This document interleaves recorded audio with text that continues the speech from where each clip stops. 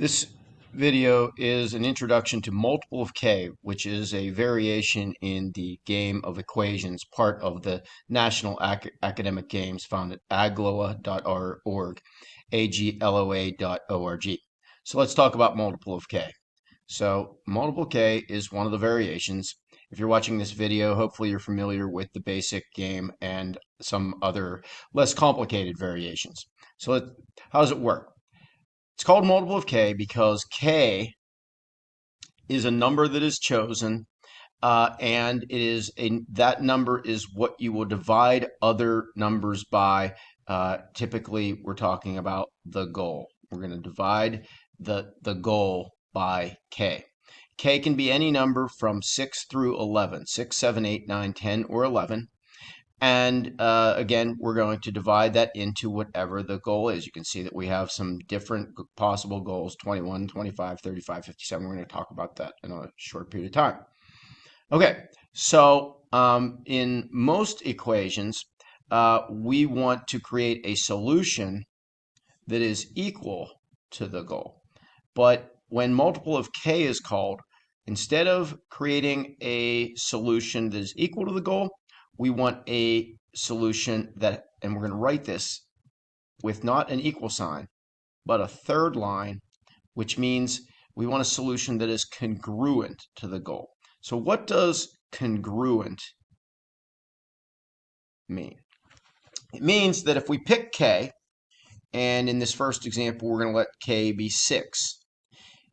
K is the thing we're going to divide into the goal. So fine, 6 into 21.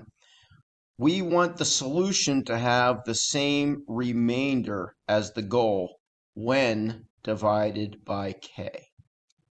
So 6 into 21 is going to go 3 times.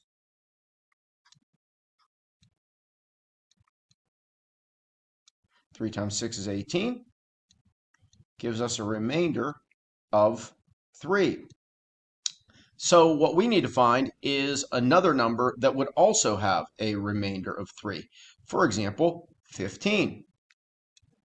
If we divided 6 into 15, we find that it goes twice and has a remainder of 3, which makes 15 congruent to 21. We're also going to find, actually, that if the remainder is 3, the remainder itself is going to be congruent with 21. So try to erase. All right. Let's take a look at 3. If we divided 6 into 3, it would go 0 times and have a remainder of 3. So 3 has the same remainder as 21 when divided by K. So they are congruent. And what we're going to find is that if we go from 3 and we add 6, which is K, we add K to it, 9 is also going to have a remainder of 3. 6 is going to go into it once with a remainder of 3. And we add K again, 15. We saw before that 6 goes into that twice with a remainder of 3. We add K again, 21, 27, and so on and so forth forever. If we keep going up by 6s, we are going to have numbers that are congruent with our original goal. And yes, even the goal itself is congruent with itself. By the way, this can go backwards. What if we subtracted 6 from 3? We would get -3. And yes, we would find that that also is congruent with 21, as is -9, and so on and so forth. Fine. So that's the basic idea of congruency. We'll take a little bit more of a closer look at it. So we said, for example, that 15 was congruent with 21. But in the game of equations, you can't just write a number and say that that's congruent. We would have to do something like this. 5 times 3 is congruent. And we would circle that whole thing and submit it. and say these two things are congruent.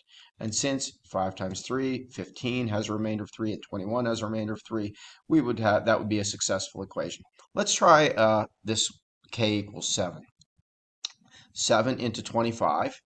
25 is our goal, and we want numbers that are congruent with 25.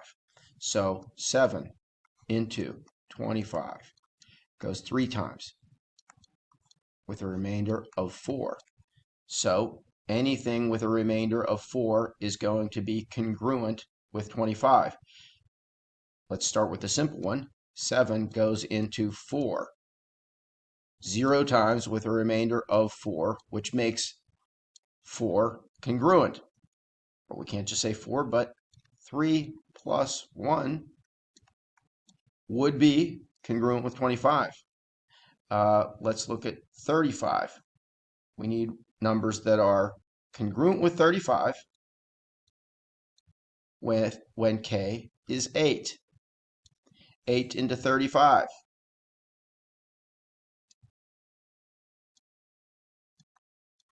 goes 4 times with a remainder of 3.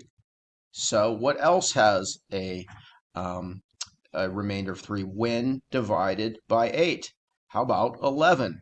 So how about 4 times 3 would give us 12 minus 1. That would be congruent. So that gave us 11, and 11 would be congruent with 35. There you go. That's the basic idea of multiple of k.